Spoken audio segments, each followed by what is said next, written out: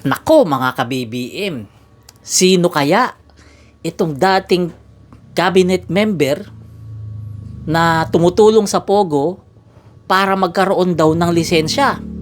Sino kayang gabinete ito ni dating Pangulong Duterte ang tinutukoy na tumutulong sa mga Pogo? Ngayon ang tanong, bakit kaya niya tinutulungan yung mga Pogo para magkaroon ng lisensya? Meron kaya siya diyang kita? Meron kaya siya diyang dilihensya?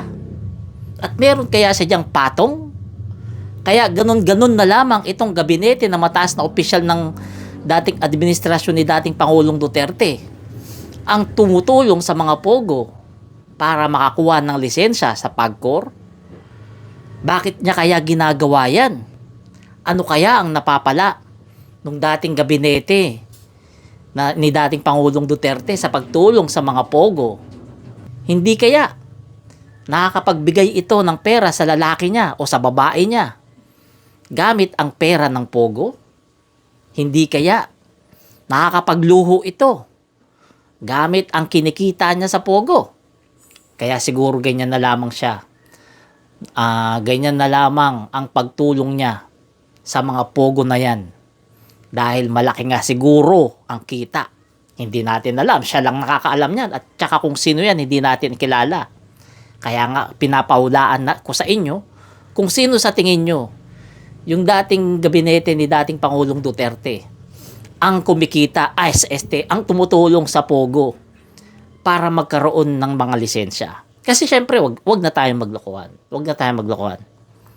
Sa tingin ko, meron siyang kinikita dyan sa mga Pogo na yan. Meron siyang napapala. Ngayon, kung sino man yung gabinete na yan, yan ang ating aantabayanan sa pagdinig ng Senado dahil pinapatawag ng Senado ngayon si Alejandro Tenco.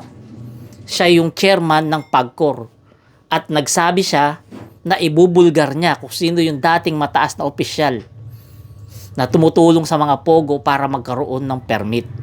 Yan ang aabangan natin. Ngayon, kapag nangyari yan, at kung sino man yung opisyal na papangalanan niya, siguradong sigurado. Tad-tad na naman ang kasinungalingan ang sasabihin niyan sa bunganga niya para malihis niya ang kwento na to.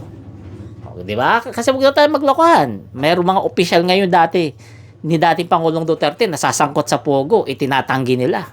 Di ba? Lumaki na nga yung tiyan eh. Dahil siguro sa pera ng Pogo yun, tapos panay tanggi pa rin, di ba? O ngayon, titingnan natin yung yabang nung kung sino man niyang opisyal na yan. Pag siya ay napangalanan. Sa tingin ko, ako may hula na ako eh. Pero syempre, hintayin natin yung Senado kung sino yung sasabihin ng chairman ng PAGCOR. Di ba? Pero sa tingin nyo, kumikita kaya itong kabinete sa pagtulong sa Pogo? At sino kaya ito? Anong hula nyo? So hanggang dito na lang. Salamat.